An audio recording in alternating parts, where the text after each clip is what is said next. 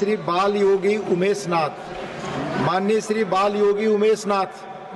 मैं उधर आ जाऊं। माननीय सभापति जी, 10 मिनट। राष्ट्रपति जी के अभिभाषण पर आपने मुझे बोलने का अवसर प्रदान किया, इसके लिए धन्यवाद। माननीय प्रधानमंत्री जी और राष्ट्रपति जी के बहुत ऊंचे विचार और ऊंची सोच के माध्यम से राष्ट्रपति जी का भाषण बहुत संतुलित और बहुत व्यवस्थित है। भारत की विकास यात्रा और अमृत काल को अभूतपूर्व उपलब्धियां प्राप्त हुई है। हम ये मान के चलते हैं कि इस देश में बहुत लंबे समय से धारा 370 भी चल रही थी और उससे लाखों की तादाद में लोग जूझ रहे थे। इधर श्री राम जन्मभूमि जो पिछले 1000 साल की समस्या थी, उसका समाधान होने में बहुत विलंब हुआ और उसमें 500 साल तक इस देश के ऋषि मुनियों ने संघर्ष किया और वो संघर्ष का काल पूर्ण हुआ और इस देश में निरंतर इंफ्रास्ट्रक्चर के माध्यम से बहुत सारे रोड बने, कई पुल बने और उसमें अयोध्या तक जाने के लिए लाखों लोगों को खूब सारी सुविधा हुई। माननीय प्रधानमंत्री जी के किसान सम्मान निधि के तहत करोड़ों किसानों को पिछले महीने लगभग 4,41,00,000 रुपए की राशि का भुगतान भी हुआ। माननीय प्रधानमंत्री आवास योजना का विस्तार करते हुए 3 करोड़ अतिरिक्त परिवारों को नए घर देने का निर्णय लिया गया। इसके लिए 5,36,000 करोड़ रुपए खर्च किए जाने की योजना सरकार ने बनाई। राष्ट्रपति जी ने निरंतर इस देश की हित के लिए, चिंतन के लिए अपना उद्बोधन दे करके पूरे राष्ट्र के लोगों को अभिभूत किया है। बजट में माननीय राष्ट्रपति जी ने अंतिम पंक्ति में खड़े व्यक्ति को भी दृष्टिगत रखते हुए उसकी विकास की ओर ध्यान दिया है। अंत्योदय योजना की भावनाओं को उसके प्रति सरकार संकल्पित रही है। गरीबों को रोटी, कपड़ा और मकान मिले।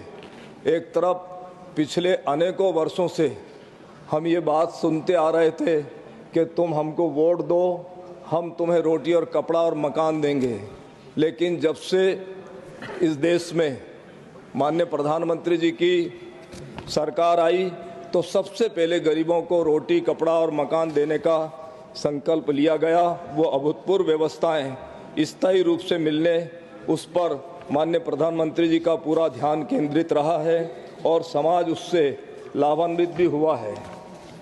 इन्हीं मूलभूत योजनाओं की वजह से देश में 70 वर्षों के बाद प्रत्येक नागरिक को ऐसा लग रहा है कि चाहे वह गाड़ी चलाने वाला हो, चाहे जूते पर पॉलिश करने वाला हो, चाहे भिक्षावृत्ति करने वाला हो, इस देश में माननीय प्रधानमंत्री जी मन, वचन, कर्म से सत्य, धर्म और अहिंसा के साथ चल करके भारत के विकास में हम सबको साथ लेकर चलने का जो संकल्प लिया है वो बहुत ही सराहनीय है।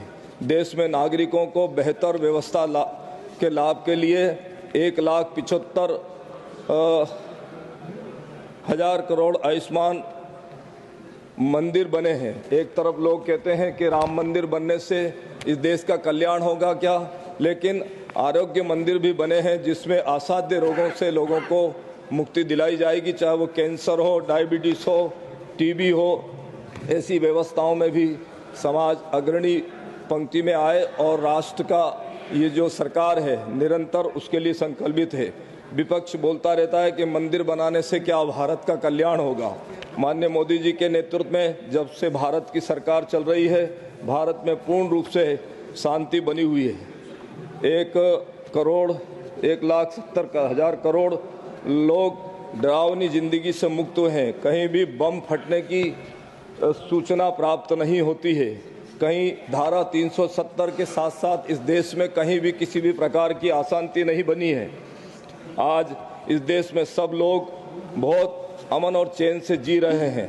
माननीय राष्ट्रपति जी ने अपने अभिभाषण में सभी लोगों के जीवन के लिए ध्यान दिया है, लेकिन कुछ लोग उनकी राजनीतिक से प्रेरित बजट बता रहे हैं, जबकि बजट में सभी बातें ऑथेंटिक है, बकवास नहीं है। भारत में इंफ्रास्ट्रक्चर के माध्यम से पूरे भारत को जोड़ दिया गया है और उधर माननीय मोदी जी का ऊंचा विचार, उनकी ऊंची सोच, उनका ऊंचा चिंतन, सबका साथ, सबका विकास, सबका विश्वास, सभी प्रकार हम सामाजिक समरसता के रूप में देखने को मिल रहा है और जाति पाति पंथ संप्रदाय को एक तरफ रखकर इस देश में सब लोगों के लिए काम हो रहा है। जो काम 70 वर्षों में नहीं हुए वह केवल 10 वर्षों में करके दिखाए हैं।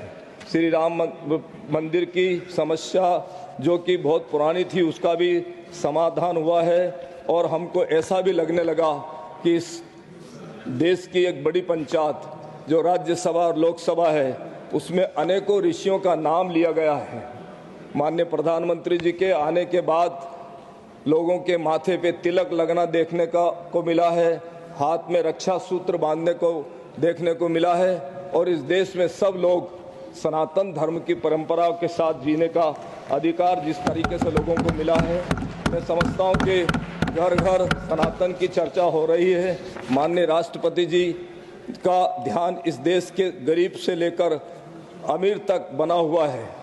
इन्हीं भावनाओं को बिल्कुल पवित्र है।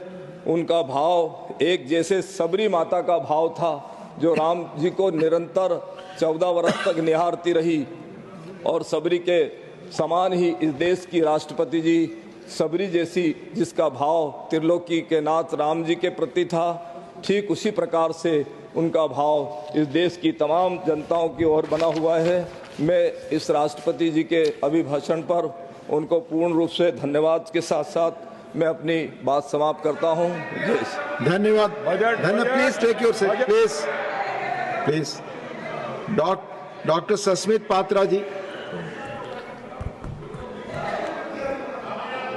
प्लीज, आपस में बात नहीं प्लीज।